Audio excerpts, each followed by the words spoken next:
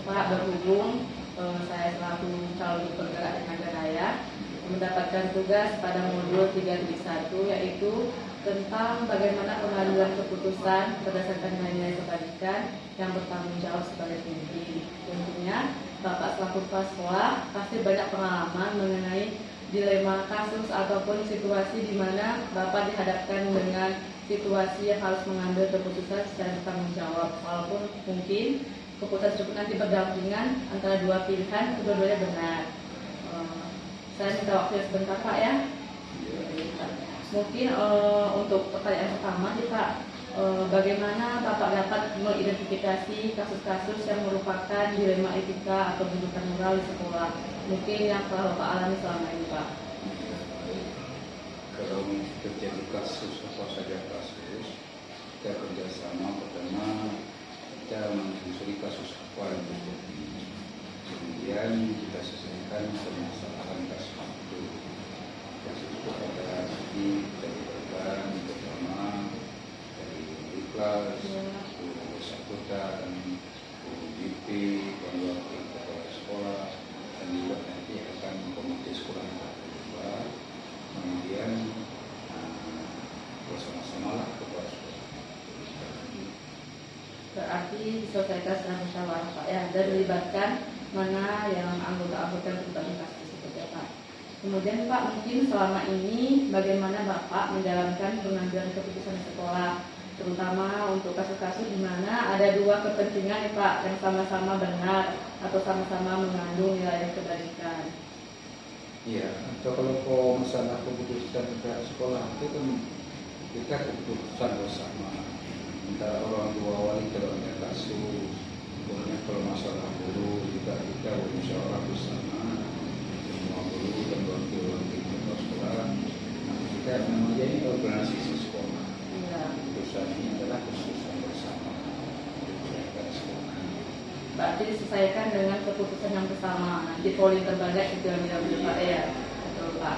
Nah kemudian Pak, mungkin langkah-langkah atau prosedur seperti apa nih Pak yang biasa Bapak lakukan selama ini Pak menangani kasus ini? Ya, kalau terjadi kasus masalah siswa, prosedurnya yang pertama kita telusuri dulu kasus apa yang terjadi sehingga kita tahu permasalahannya. Nah, setelah itu kita libatkan guru BP untuk komisi ke rumah, dan sekaligus itu mungkin warga dan kesiswaan kita terlibat. Mungkin saja kepala sekolah terjun masuk untuk melihat kondisi kenapa kasus itu terjadi. Iya Pak. Dan kasus yang bagaimana kita selesaikan secara bijaksana. Iya. Berarti yang terpenting secara bijaksana Pak ya. Musyawarah. Ini lagi Pak, mungkin hal-hal apa saja nih Pak yang selama ini Bapak anggap efektif dalam pengambilan keputusan pada kasus-kasus yang memang sangat dilema etika Pak? Iya. Jadi kami lihat itu ada tahapan yang demi tahapan. Pertama, kalau ada kasus yang ringan kita selesaikan secara bijaksana. Kalau ada kasus yang berat itu kita libatkan orang tua wali dan juga guru BP dan wali kelas, juga wakil kepala kelas dan kepala sekolah untuk kita menindaklanjut kalau ada permasalahan yang begitu parah. Iya Pak. Kita tinjau dulu kasusnya Pak ya. Pak, untuk selanjutnya Pak, apakah Bapak memiliki sebuah jadwal Pak tertentu dalam sebuah penyelesaian kasus dilema etika? Kemudian apakah Bapak langsung menyelesaikan di tempat atau memiliki sebuah jadwal khusus nih Pak untuk menyelesaikannya dalam kasus tersebut Pak? Nah begini, ini kalau ada kasus, ini tergantung kasusnya. Iya. Kalau kasusnya umpamanya harus segera diselesaikan, itu jangan dibiarkan, karena itu timbul efek yang lain ya. Langsung tidak kita kalau umpamanya kasus itu harus segera kita selesaikan, ya harus kita lakukan segera. Kenapa? Jangan sampai timbul masalah. Kita ingin menyelesaikan masalah yang berkasus itu dengan timbul kasus yang baru. Selesaikan satu persatu Pak ya. Berarti tergantung urgentnya nih Pak ya, mana yang lebih penting langsung selesaikan. Ya. Pak, mungkin Pak adakah seseorang atau faktor-faktor yang selama ini Pak yang mempermudah atau membantu Bapak dalam pengambilan keputusan dalam kasus tersebut Pak? Tentunya kita semua keputusan bukan keputusan tidak ketua sekolah. Pertama keputusan guru-guru lah kita semuanya di sini. Kemudian kita buatkan komite, kalau perlu kita langsung dengan orang tua wali setiap kasus kita selesaikan. Tentunya banyak faktor-faktor yang berubah Pak ya. Baik Pak, mungkin ini pertanyaan yang terakhir Pak.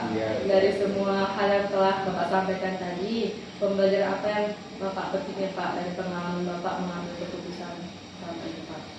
Ya, kita mungkin dalam sesuatu kasus atau kejadian kita masih ada atasan kita, ada pembina sekolah, ada kepala cabang, ada kepala dinas. Kalau kita tidak bisa menyelesaikan secara jalan sekolah, tentunya kita libatkan yang itu. Kemudian kalau lebih parah kita akan melibatkan pihak yang berwajib kalau kasus yang lebih parah. Nah, sehingga kasus-kasus yang terjadi yang di pihak sekolah ini tidak melebet ke kasus yang bisa dibuka. Baik Pak, berarti dari keseluruhan yang saya tangkap, tentunya dalam suatu kasus kita harus secara bermusyawarah, bekerja sama semua unsur untuk menyelesaikan kasus-kasus yang terjadi Pak ya. Pak. Tentunya Pak banyak sekali pengalaman yang saya dapatkan Pak dari percakapan kita berdua tadi Pak. Mungkin ini juga menjadi ide-ide saya ke depannya nanti. Ya, waktu baru sebentar juga kan hal yang harus kita sampaikan, harus kita lakukan sosialisasi. Suara supaya sekolah ini jalan semakin maju ke depan Pak ya. Baik Pak, terima kasih Pak atas waktunya. Saya ucapkan Assalamualaikum warahmatullahi wabarakatuh. Assalamualaikum warahmatullahi wabarakatuh Pak. Waalaikumsalam. Maaf Pak sudah menyita waktu luangnya sebentar. Kebetulan kami dari calon guru penggerak ada tugas pada modul 3.1, yaitu mengenai pengambilan keputusan berdasarkan nilai-nilai. Nantinya sebagai seorang pemimpin tentunya dihadapi dengan beberapa kasus nih Pak ya. Nah, kami ingin mencari tahu ataupun tentang pengalaman Bapak. Selama ini tentunya Bapak sudah banyak pengalaman mengenai cara penanganan mengenai kasus-kasus nih Pak. Tentunya kami akan bertanya kepada Bapak, kira-kira pernah nggak Bapak dihadapkan dengan suatu kasus dengan pilihan kedua-duanya benar? Dengan pasti kita harus memilih satu keputusan yang pasti nih Pak. Apakah Bapak pernah melalui kasus tersebut Pak? Kasusnya kayak apa nih misalnya? Boleh mengenai siswa, mengenai dilema guru, ataupun dilema moral nih Pak. Mungkin pertama kita tanya dulu apa permasalahannya, kemudian kita analisa, nanti baru kita berikan keputusan. Mungkin juga memberikan motivasi, baru kita carikan solusinya. Iya. Oke Pak, ini ada pertanyaan pertama nih Pak Ejin ya Pak ya. Ini Pak, bagaimana Bapak dapat mengidentifikasi kasus-kasus yang merupakan dilema ketika ada permasalahan nih Pak? Bagaimana cara Bapak untuk mengidentifikasinya? Yang pertama kan kita tanya dulu yang kepada yang bersangkutan. Kemudian nanti ke guru-guru yang lain juga kita tanyakan apa sih permasalahannya kan. Nanti baru kita carikan solusinya. Setelah ada solusi, kita berikan solusi, ya sekaligus mungkin motivasi. Motivasi Pak ya. Berarti ini kasusnya bisa dikatakan kasus pada siswa nih Pak ya? Bisa pada siswa bisa pada rekan keluarga sekolah Pak ya, dengan cara musyawarah terlebih dahulu Pak ya.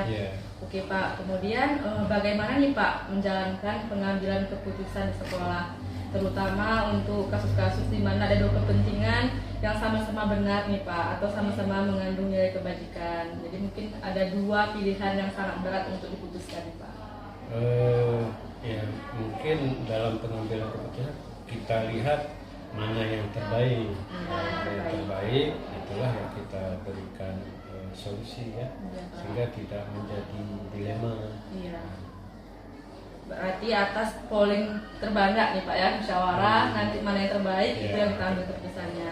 Nah, untuk selanjutnya Pak, langkah-langkah atau prosedur seperti apa nih Pak yang bisa Bapak lakukan selama ini dalam penanganan kasus dilema tersebut Pak? Ya tentu kayak seperti saya sampaikan tadi, ya kita harus mengidentifikasi terlebih dahulu, ya, mengidentifikasi masalahnya. Setelah menemukan masalah, nanti baru kita berikan solusi yang terbaik. Ya, kalau memang itu yang terbaik, maka itulah yang menjadi solusi. Solusi Pak ya. Oke, Pak. Yang selanjutnya hal-hal apa saja nih Pak yang selama ini yang mungkin merupakan tantangan dalam pengambilan keputusan nih Pak? Tantangan terberat nih Pak yang pernah Bapak alami selama pengambilan keputusan? Biasanya gini kan, kadang-kadang orang tersebut kita berikan jabatan, misalnya tak wakil, kemudian dia melakukan kesalahan, ini kan agak sedikit berat mengambil keputusannya karena dia melakukan kesalahan, padahal seharusnya dia memberikan contoh untuk yang lain Pak ya. Berarti dianggap dia sebagai contoh tapi melanggar melakukan kesalahan. Berarti itu merupakan tantangan terberat nih Pak ya. Satu sisi dia orang yang kita percaya, tetapi dia melakukan kesalahan Pak ya. Oke Pak, apakah Bapak ini Pak pernah memiliki sebuah tatkala atau jadwal tertentu dalam penanganan sebuah kasus dilema tersebut Pak? Itu tidak terjadwal. Apa istilahnya itu? Sewaktu-waktu aja. Kalau ketika ada masalah kita selesaikan. Langsung selesaikan Pak ya. Berarti langsung menyelesaikan ketika ada masalah langsung diselesaikan di tempat tersebut Pak ya. Dengan prosedur yang tadi Pak ya. Baik Pak, mungkin ini pertanyaan selanjutnya Pak, adakah seseorang atau faktor-faktor apa yang selama ini yang mempermudah atau membantu Bapak dalam pengambilan keputusan nih Pak? Biasanya kan orang-orang yang kita pilih menjadi wakil, itu kita nanti berkonsultasi dengan mereka sehingga apa langkah yang terbaik yang kita ambil untuk permasalahan. Ya, berarti konsultasi dulu dengan wakil Pak, nanti baru dikompromikan dengan rekan-rekan hukumnya Pak ya. Baik Pak, ini pertanyaan terakhir nih Pak. Dari semua hal yang telah disampaikan tadi Pak, kan pembelajaran apa nih Pak yang dapat Bapak petik dari pengalaman Bapak saat mengambil keputusan tersebut Pak? Permasalahan itu kan di mana-mana kan? Sehingga yang terbaik itulah bagaimana kita menyikapi permasalahan itu. Dan setiap pengambilan keputusan bahwa tidak memihak ke salah satu pihak, tapi kita mengambil yang jalan terbaik sebagai solusinya. Berarti intinya apapun permasalahannya kita musyawarahkan bersama-sama dan mengambil keputusan yang bukan sepihak tapi secara musyawarah Pak ya. Oke Pak, baik, terima kasih banyak Pak atas sharing hari ini. Banyak sekali masukan atau ilmu yang kami dapatkan, pengalaman dalam pengambilan keputusan. Semoga kedepannya juga kami dapat seperti Bapak nih dalam mengambil keputusan secara tidak terburu-buru tapi secara musyawarah. Terima kasih banyak Pak. Saya akhiri, assalamualaikum warahmatullahi wabarakatuh.